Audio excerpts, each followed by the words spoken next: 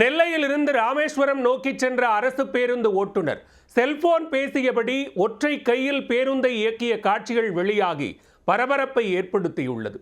ஆயாசமாக cellphone பேசியபடி பேருந்தை இயக்கிய ஓட்டுநர் மீது நடவடிக்கை பாயுமா?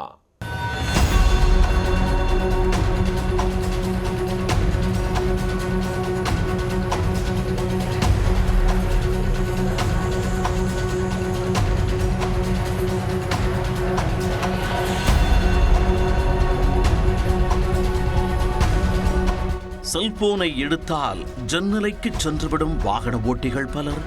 நான் வாகனம் ஓட்டும் போது மட்டும்தான் என் உரையாடலை தொடருவேன். சக வாகன ஓட்டிகள் எல்லாம் தங்கள் உயிரை காப்பாற்றிக் கொள்ள சாலை ஓரமாக தள்ளி போங்க ஐயா என சொல்வது போல் நடந்து கொள்வது சகஜமாக சாலைகளில் அரங்கேறி வருகிறது.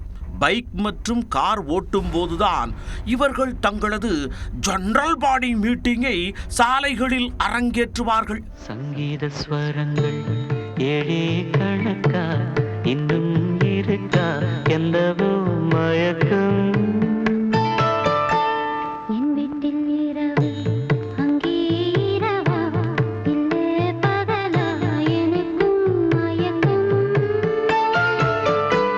ஆனால் இங்கு ஒருவர் பேருந்தில் சுமார் 50 பயணிகளை ஏற்றிக்கொண்டு செல்போனில் சங்கீத ஸ்வரங்கள் பாடிய காட்சி காண்போரை லபக் லபக் என பதைவதைக்க வைத்துள்ளது.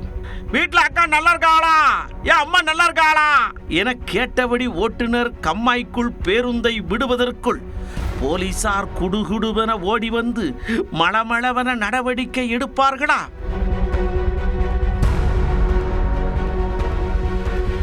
ஒரே நேரத்தில் 10 வேலைகளை செய்பவர்களை தசாவதானி என குறிப்பிடுவார்கள்.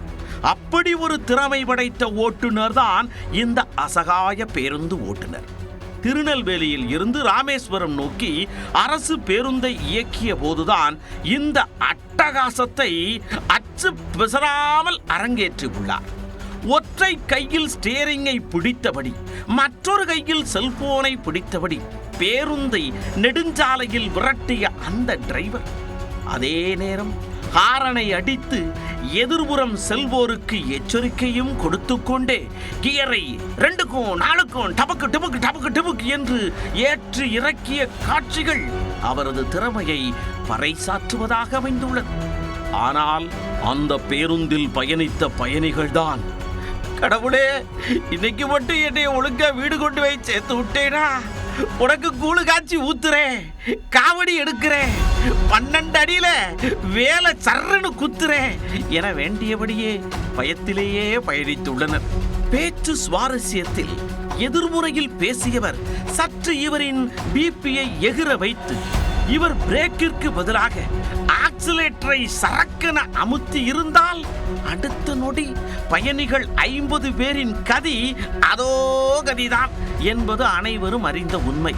ஆனாலும் என்னை யாரையா தட்டி கேட்க முடியும் என்கின்ற தைரியத்தில் ஆயாசமாக போன் பேசியபடி வாகனத்தை இயக்கி உள்ளார் அந்த ஓட்டுநர்.